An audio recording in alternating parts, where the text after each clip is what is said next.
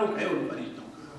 انہی تعلق میں سے ایک اہم تعلق جس کا ہم نے ذکر کیا ہے وہ یہ ہے کہ ہمارے بعد نیکی کے کاموں پر جب ہم کرتے ہیں تو فرشتے ہمارے لیے خصوصاً دعائیں مغفرت کرتے ہیں۔ وہ کام جاننا چاہتے ہیں نہیں جاننا چاہتے؟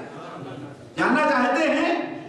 انہی کا ذکر اختصار کے ساتھ میں آپ کے سامنے کرتا ہوں۔ پہلی چیز، اور خاص طور پر ہم نے وہی چیزیں چن کر کے میں لایا ہوں، وہی چیزیں جن کے اوپر آپ بڑی آسانی سے عمل کر سکتے ہیں، بڑی آسانی سے عمل کر، کوئی مشکل نہیں۔ پہلی چیز جس کے اوپر فرشتے، اللہ تبارک و تعالیٰ کے مقرب فرشتے ہمارے اور آپ کے لیے دعائے مغفرت کرتے ہیں اور اللہ تبارک و تعالیٰ سے ہمارے لیے معافی چاہتے ہیں، وہ بھلی بات لوگوں کو بتانا ہے، کوئی اچھی بات لوگوں کو سکھا دینا ہے۔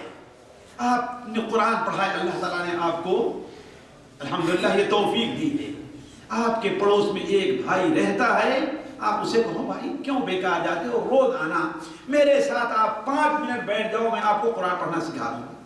ایسا ہو سکتا ہے کہ نہیں ہو سکتا؟ ہو سکتا ہے، لیکن کتنے لوگ یہ کرتے ہیں؟ کتنا آسان سا کام ہے۔ حالانکہ اگر اس سے محبت کرتے ہیں، وہ ڈرائیونگ نہیں جانتا ہوگا تو اس سے ضد کر کے ڈرائیونگ سکھائیں گے نہیں سکھائیں گے؟ بھلا بتاؤ، ڈرائیونگ سکھانا مشکل کام ہے، قرآن پڑھانا مشکل کام ہے؟ جی، لیکن وہ تو بڑی آسانی سکھا دے گا، لیکن یہ کرنے کے لیے دیکھتا ہوں شیطان نہیں کرنے دیتا ہے۔ شیطان تو ہمیں ہر خیر کے راستے سے روکتا ہے، شرم آئے ہے نا؟ ہے بات صحیح کہ نہیں صحیح؟ حالانکہ یہ اتنا مبارک کام ہے کہ اللہ تبارک و تعالیٰ کے فرشتے ہمارے اور آپ کے لیے دعائیں مغفرت کرتے ہیں۔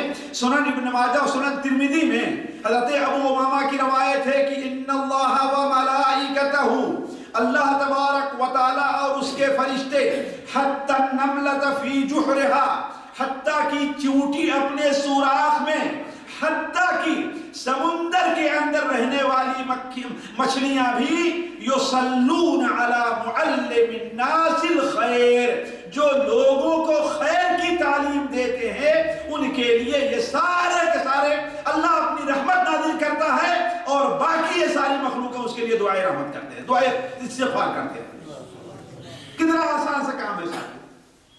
آپ گزر رہے ہیں، دیکھیں کہ ایک آدمی